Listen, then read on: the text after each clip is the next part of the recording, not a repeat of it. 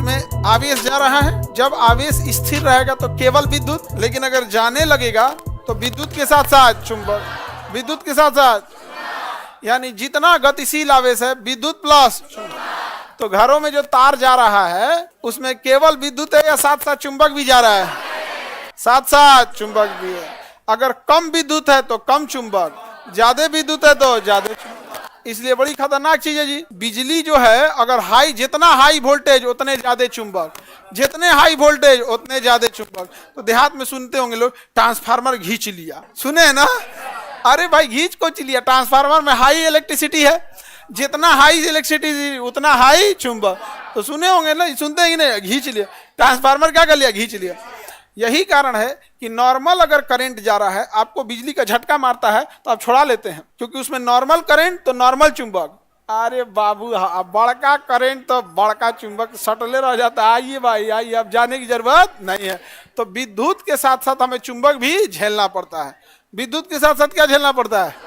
चुंबक भी झेलना पड़ता है। तो क्या हम विद्युत से चुंबक बना सकते हैं? बना सकते हैं। हाई वोल्टेज देना पड़ेगा, लो हाई, लो पे उतना चुंबक बनेगा, उतना पावर का नहीं बनेगा, उतना पावर का नहीं बनेगा। यही कारण है कि जब हम लोग के गांव में बिजली का जो पोल होता है, क्या होता है, बिजली का पोल, तो उस पे जब हम लोग विद्युत को ले जाते हैं, तार को क्या करते हैं, ले जाते हैं, एक तार को यहाँ से ले जाते हैं, दूसरे तार को ले जाएंगे, ऐसे 3 फेज हो गया, एक तो न्यूट्रल ले जाएंगे, हाँ एक न्यूट्रल ले जाएंगे ना जी। तो खाली फेजे जाएगा तो कहाँ से करंट आएगा? अभी आप लोग उतना बुद्धि नहीं हुआ आप लोग का कि फेज और न्यूट्रल समझ सकते। बस इतना समझिए, न्यूट्रल नहीं है तो बिजली किसी काम का नहीं, न्यूट्रल नहीं है तो बिजली किसी काम का नहीं। न्यूट्रल मतलब बिजली के वापस जाने का रास्ता। जैसे आप देखिएगा पक्षी ना तार पे बैठ जाते हैं सब, क्योंकि उस पक्षी को जाने का रास्ता नहीं है, करंटवा बस उसी में रह जाता है जाने का। अगर किसी दूसरे चीज को टच कर देगा तो उधिया जाएगा, समझ में गया? इसलिए बिजली मिस्त्री आता है ना, तो पहले क्या करेगा ना, चप्पल उतारेगा, उसके ऊपर चढ़ जाएगा और तब जोड़ेगा तार, क्योंकि उसके शरीर में अगर करंट आ भी गया तो जमीन से वो टच नहीं है, जमीन पे चप्पलवा उतार दिया है और चप्पलवा के ऊपर खड़ा है। और कभी पैरवा आगे पीछे हो गया और जमीन से टच हो गया तब काम कर देगा। तो जो करंट को ले जाने वाला एक्स्ट्रा तार होता है वापस पृथ्वी पे ले जाने वाले को क्या कहेंगे, न्यूट्रल। तो केवल फेज होता है, केवल फेज से काम हो जाएगा, न्यूट्रल चाहिए। हाँ, अब जैसे कोई बिजली मिस्त्री काम कर रहा है इसे, ठीक है, और वो चप्पल पे ऊपर खड़ा है, तो यानी धरती से टच नहीं है, यानी न्यूट्रल नहीं। उसको करंट मारेगा, तुम उसके बगल में खड़े हो जाओ चप्पल उतार के, तुमको मारेगा नहीं, तुम तो बगल में खड़े हो चप्पल उतार के, और उसको छू देना, चाचा चाचा, और दोनों को मारेगा। काहे?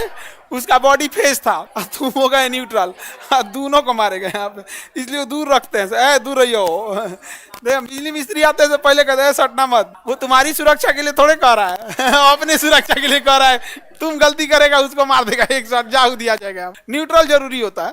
खैर अभी धीरे धीरे पढ़ के चल जाएंगे, 3 फेज रहेगा, न्यूट्रल की जरूरत नहीं पड़ेगी यहाँ पे। तो सबका अलग अलग होता है, इतना भी बड़का टफ नहीं है। अब यहाँ बताओ, इसमें करंट जाएगा, अब पोल पे जा रहा है, तो जब पोल पे जाता है तो बहुत हाई वोल्टेज जाता है, 440 वोल्ट, मतलब मिनिमम इस पे 440 ले जाता है, समझा? घर में आता है 220, ट्रांसफार्मर 11,000 रहता है, तो और खतरनाक रहता है, 33,000, 11,000, 22,000 इस तरह रहता है। तो ये करंट में, इसमें तो करंट फ्लो हो रहा है और हाई इलेक्ट्रिसिटी करंट हो रहा है, और हाई इलेक्ट्रिसिटी करंट फ्लो होगा तो हाई मैग्नेट भी होगा, तो ये तो तारवा आपस में चिपक जाएगा, तार आपस में क्या हो जाएगा, चिपक जाएगा, अब पक्का चिपक जाएगा तार।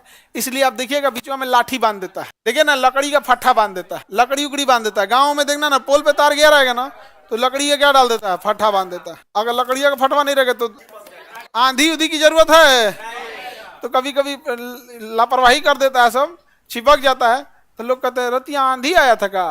अरे भाई आंधी का क्या जरूरत है इसमें, आंधी आएगा तो पेड़ उड़ गिराएगा कि तारवा ले आके सटा देगा, वो आंधी है कि चुरैन है? चुरैन समझती आप लोग तो समझती होंगे, हाँ? हम भी किससे पूछ रहे हैं बताइए, हाँ? आप लोग का तो दोस्ती भी होगा चुरैन उरैन से, हाँ? सहेली वाली है। आगे बढ़े हैं तो बताइए, अगर हाई इलेक्ट्रिसिटी जा रहा है तो मैग्नेट आएगा कि नहीं? तो इसके बीच में स्पेस देना जरूरी है कि नहीं? तो मैग्नेट हाई इलेक्ट्रिक जाएगा तो हाई मैग्नेटिक उत्पन्न करेगा कि नहीं? और हाई मैग्नेटिक जब उत्पन्न करेगा तो इसमें वाइब्रेशन भी उत्पन्न कर देगा, वाइब्रेशन करने लगेगा। तो कोई ट्रांसफार्मर झन झन झन झन झन कुछ आवाज कर, उसको हमिंग साउंड कहते हैं। क्या कहते हैं?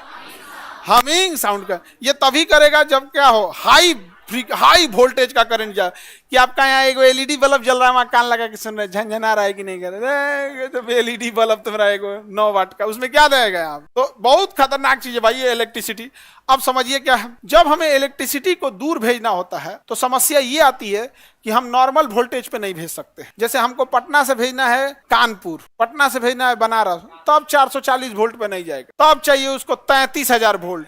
कितना चाहिए? 33,000 वोल्ट चाहिए। अरे बाप, 33,000 वोल्ट में मैग्नेटिक पावर कितना भयानक होगा, हमिंग साउंड कितना आएगा, और बाई दी वे पानी उन्हीं के संपर्क में आए तो पानी को धाए से जला के स्पार्क पैदा कर देगा, जिसे कोरोना कहते हैं। क्या कहेंगे? कोरोना। तो कभी कभी देखना ना, बिजली के तार से ना रोशनी टाइप का निकलने लगेगा, एकदम चिंगारी टाइप का निकलने लगे, उसको क्या कहेंगे? कोरोना। कोरोना बहुत पहले आया था बिजली में कोरोना बहुत पहले आया था बिजली में। हम लॉकडाउन हुआ तो हम पढ़ा रहे थे, तो लॉकडाउन में तो पढ़ाए तो बिजली पढ़ा रहे थे, तो उसी में बताए कोरोना, तो एक बच्चा कह रहा है एकरो हो गया कोरोना उसको कोरोना नहीं हुआ, वो एक पहले से उसके अंदर क्वालिटी है। तो जब हाई फ्रीक्वेंसी के करंट जाते हैं, हाई वोल्टेज का करंट, और वायुमंडल की नमी या किसी कंडक्टर से टच में आते हैं तो एक चिंगारी पैदा करने लगता है। क्या होता है? कोरोना। आवाज निकालता है, हमिंग साउंड, आवाज निकालेगा तो मैग्नेटिक चीज तो करवे करता है यहाँ पे। तो बाप हो बाप, तो बड़ी झमेला है इस सब। तो बड़े जो करंट जाएंगे और ट्रांसमिशन लाइन, अब हम लोग का बिजली आ रहा है बाढ़ से, बाढ़ के पास से आ रहा है कि कांटी के पास से आ रहा है कि नवीनगर से आ रहा है कि कहलगांव से आ रहा है, कौन जान रहा है। अलग अलग, पटना में एक को नहीं है, यहाँ पास में नहीं है, तो दूर से आ रहा है, 33,000 वोल्ट पे आ रहा होगा, तो उसमें मैग्नेटिक पावर और भयानक होगा। तो इसके बीच में ज्यादा स्पेस रखेंगे कि नहीं? अब ज्यादा स्पेस रखेंगे तो ज्यादा जगह मार देगा, तो हमारी मजबूरी है, ज्यादा स्पेस के चक्कर में ज्यादा जगह मार देगा, तो हमें कम स्पेस रखना पड़ेगा। तो भाई परेशान हो गया सब इंजीनियर सब, कहा था कि बिजली घर से एक के बाद 20-20 गो तार निकलता है, 50-50 तार निकलेगा, एगो इस जिला में, एक ठो इधर जाएगा यहाँ पे, और इतना हाई वोल्टेज है, 33,000 वोल्ट है, हमको बीच में दूरी ज्यादा रखना है। तो पता चला 5 बीघा जमीन यही ले लिया, कहा हो तो तार जा रहा है यहाँ से, तो कहा ना इसको कम करो, इसको कम करो, तो पास में लाओ, क्या लाओ? पास में लाओ, तो पास में लाएंगे तो सट जाएगा, तो इसलिए क्या किया गया, वो पास में लाके उसको बांध दिया गया, पास में लाके क्या किया गया? बांध दिया गया, जिसे हम लोग स्पेसर कहते हैं। क्या कहेंगे? स्पेसर कहते हैं। देखिए ध्यान से, जब हाई वोल्टेज करंट जाता है ना, तो देखो इसमें ध्यान से क्या कर दिया, स्पेसर, इस पे करंट नहीं आने देगा, ना तो पता चला इस पे करंट आ गया ना, धान दे उधिया जाएगा यही। तो इस जो बीच वाला ये जो रिंग वाला डिवाइस है, इसे क्या कहेंगे? स्पेसर। क्यों स्पेसर कहेंगे? क्योंकि स्पेस पैदा कर दिया, स्पेस मतलब जगह, तो जगह हो गया, स्पेस पैदा कर दिया, स्पेसर कहेंगे। समझ में आ गया? स्पेसर। लेकिन इसका मैग्नेटिक पावर के अंदर में सब आ रहा है, सब एक दूसरे को देख रहा है, सब एकदम दांत पीस पीस के। समझ में आ गया? एगो अमरीश पुरी हो गया, टैनी हो गया इधर, संजय दत्त हो गया, समझ, शक्ति कपूर हो गया इधर, यहाँ पे ये सब खतरनाक है, सब विलेन एकदम यहाँ पे। बस इससे इंतजार में तो बस अगर ये खुल जाए ना, आग लगा देंगे हम यहाँ पे एकदम। कभी कभी बारिश का समय आता है, बीच में नमी आ जाती है, बीच में नमी, और नमी में तो करंट जा सकता है, ईवी अपना करंट उसमें डाल देता है नमी में, ईवी यहाँ पे तरतरा के, तो वो वाष्प बन के ब्लू कलर की लाइट निकलने लगती है, वहां पे तरतरा जाता है यहाँ पे, तो क्या बोलते हैं? कोरोना। क्या कहेंगे? कोरोना का। तो स्पेसर समझ में आ गया? देना जरूरी है या नहीं है? नहीं तो उधिया जाएगा, अगर आप स्पेसर नहीं दीजिएगा तो क्या हो जाएगा? उधिया जाएगा, स्पेसर नहीं देंगे तो। देखो देहात में तो ऐसे ही स्पेसर दे देता है, दिख रहा है, ये ट्रांसमिशन लाइन बोलते हैं इसे, जब बिजली बनती है तो इसी लाइन से जाता है, ट्रांसमिशन लाइन बोलते हैं। इससे आप करंट नहीं ले सकते हैं, लीजिएगा कौन, घरे उड़ जाएगा इससे।